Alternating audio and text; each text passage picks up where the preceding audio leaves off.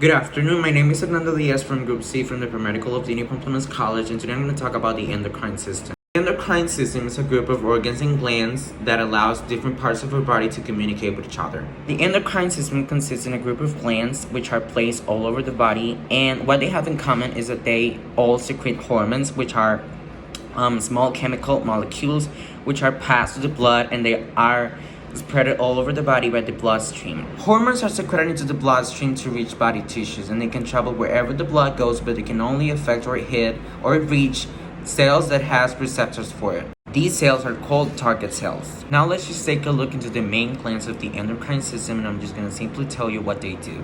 The first gland we have is the pituitary gland. The pituitary gland is also called as the master gland, and its hormones tell the body what to do or tell other glands to release their hormones. It is not actually a part of the brain, but it's pretty close and it's attached to it. In our next section, we have a gland called the thyroid gland, which produces the hormone thyroxine. This hormone regulates the rate of our metabolism, and it also plays an important role in growth and development. As I said before, the pituitary glands tell other glands to release their hormones. An example of this can be the thyroid stimulating hormone, or TSH.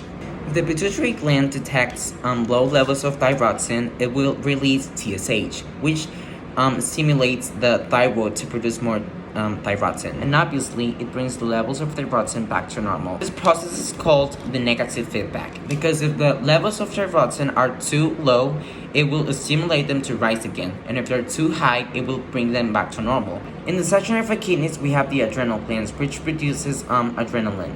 This is normally released during the flight or fight response when we get startled or scared or nervous, and it increases our heart rate and it makes our blood pump faster. Right in front of our kidneys, we have the pancreas. The pancreas gland releases the hormone insulin. The insulin helps us to regulate the levels of glucose, or the glucose concentration in the blood, which basically means the amount of sugar in our bloodstream.